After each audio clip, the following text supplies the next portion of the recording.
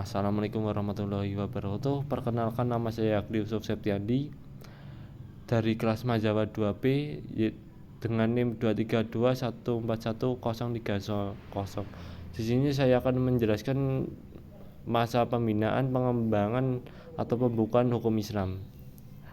Beberapa fase pembinaan, pengembangan, pembukaan hukum Islam.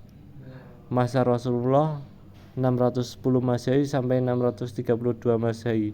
Pada masa ini Nabi Muhammad SAW menerima wahyu Allah Subhanahu wa Ta'ala dan mulai mengembangkan hukum Islam. Hukum Islam pada masa ini lebih fokus pada upaya mempersiapkan masyarakat agar dapat menerima hukum-hukum agama dan beralihkan akidah dari menyembah berhala kepada menyembah Allah.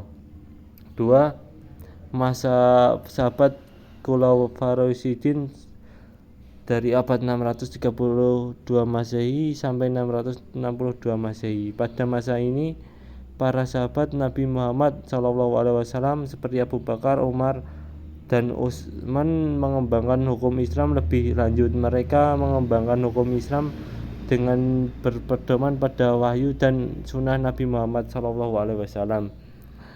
Masa tabi'in yaitu 662 Masehi sampai 750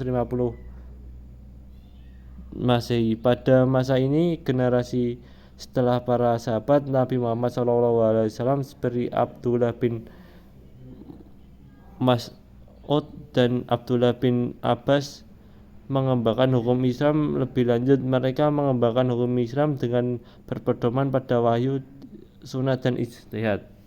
Selanjutnya metode yang digunakan ijtihad.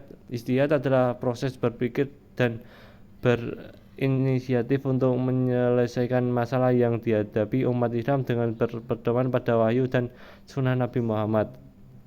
2. Qiyas adalah metode dalam menetapkan hukum atas segala permasalahan yang tidak didapatkan dalam Al-Quran dan Sunnah.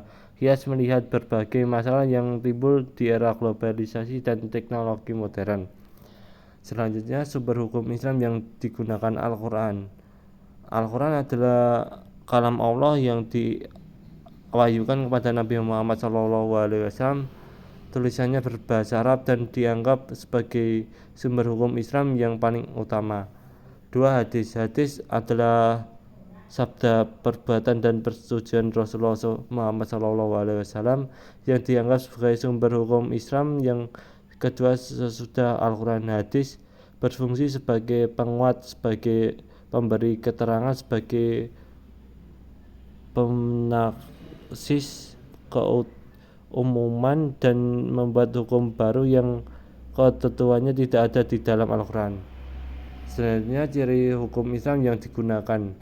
Wahyu sebagai sumber dasar umum. Wahyu sebagai sumber dasar umum berarti bahwa semua produk hukum dapat dikembalikan kepada wahyu Al-Quran atau hadis.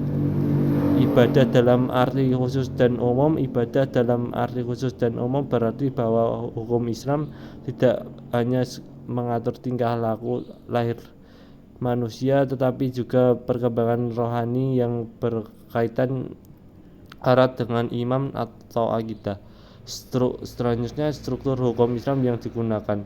Nas ayat Al-Quran. Nas ayat Al-Quran adalah ayat-ayat Al-Quran yang dianggap sebagai sumber hukum Islam yang paling utama. Selanjutnya, hadis Rasulullah SAW. Hadis Rasulullah SAW adalah sabda, perbuatan, dan persetujuan Rasulullah Muhammad SAW yang dianggap sebagai sumber hukum Islam yang kedua sesudah Al-Quran. Selanjutnya, hasil ijtihad yang berupa fikih, keputusan hakim, dan fatwa. Hasil ijtihad yang berupa fikih, keputusan hakim, dan fatwa adalah hasil dari proses berpikir dan berinisiatif untuk menyelesaikan masalah yang dihadapi umat Islam dengan berpedoman pada wahyu dan sunnah Nabi Muhammad SAW.